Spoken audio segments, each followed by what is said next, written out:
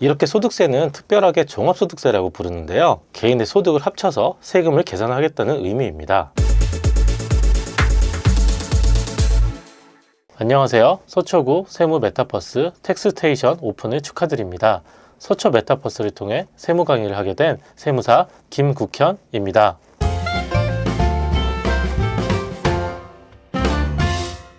매년 5월은 소득세를 신고하고 납부해야 하는 중요한 시기입니다. 사업을 하는 경우에 전년도 1월부터 12월까지 소득에 대한 세금을 신고하고 납부를 해야 되는데요. 소득세의 10%를 지방소득세를 신고하고 납부도 해야 됩니다. 업종별 규모에 따라서 성실신고 확인을 해야 하는 경우에는 6월까지 소득세를 신고하고 납부하시면 됩니다. 그런데 무조건 5월에 소득세를 신고해야 하는 것은 아니고요. 어떤 경우에 종합소득세를 신고해야 하는지 한번 알아보겠습니다. 직장인들은 근로소득만 있는 경우 매년 3월 10일까지 근로소득에 대한 연말정산을 하면 5월에 따로 종합소득세 신고를 하지 않아도 됩니다. 개인 사업을 한다면 종합소득세 신고를 해야 되니까 근로소득 연말정산과는 좀 다릅니다. 그런데 투잡을 하는 경우 근로소득 이외에 사업소득이나 다른 소득이 있다면 직장인들도 종합소득세 신고를 하셔야 됩니다. 예를 들어서 회사를 다니면서 스마트 스토어나 블로그로 투잡을 해서 벌어들인 소득이 있다면 5월 1일부터 5월 31일까지 근로소득과 투잡소득인 사업소득을 합쳐서 세금 신고를 하셔야 됩니다. 이렇게 소득세는 특별하게 종합소득세라고 부르는데요. 개인의 소득을 합쳐서 세금을 계산하겠다는 의미입니다.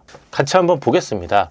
우리나라 소득세법은 이자소득, 배당소득, 사업소득, 근로소득, 연금소득, 기타소득 이 모든 소득을 합쳐서 계산을 합니다. 이렇게 합하는 이유는 세율이 좀 구간마다 다르거든요. 소득이 많으면 많을수록 세율이 증가합니다. 그런데 무조건 합쳐야 되는 건 아니고요. 기준이 있습니다. 소득마다 종합소득세 신고를 해야 하는 경우를 한번 살펴보겠습니다. 우선 사업소득은 모두 종합소득 과세 대상입니다. 그래서 사업소득이 있다면 5월 1일부터 31일, 성실신고 사업자라면 6월 말까지 꼭 세금을 신고하고 납부하셔야 됩니다. 그리고 사업소득 중에 주택임대업의 경우에는 수익금액이 2천만 원 초과할 때 종합과세 대상이고요. 2천만 원이 넘지 않는다면 분리과세나 종합과세를 선택할 수 있습니다. 분리할 수 있다는 것은 5월에 종합소득세 신고 안 하고 분리해서 주택임대소득을 따로 신고하고 납부할 수가 있습니다. 어떤 것이 더 유리한지는 세율에 따라 다릅니다. 그리고 근로소득만 있는 경우는 직장을 한 군데 다니시면 연말정산으로 끝나지만 두 군데 이상 다니시면 합쳐야 되는 경우가 있습니다. 그리고 기타소득의 경우에는 기타소득 금액이 300만 원 초과인 경우 종합소득세 신고를 하셔야 되고, 연금소득의 경우에는 공적연금소득이 총 연금액 연 516만 6,666원을 넘는다면 종합소득세 신고를 하셔야 되고, 사적연금소득이 총 연금액의 연 1,200만 원 초과한다면 종합소득으로 신고하셔야 됩니다. 그리고 금융소득의 경우에는 이자소득과 배당소득을 합쳐서 금융소득이라고 하는데요. 연간 2천만 원을 초과한다면 또 종합소득세 신고를 하셔야 됩니다. 소득마다 기준이 좀 달라서 어려워 보이실 수 있는데요.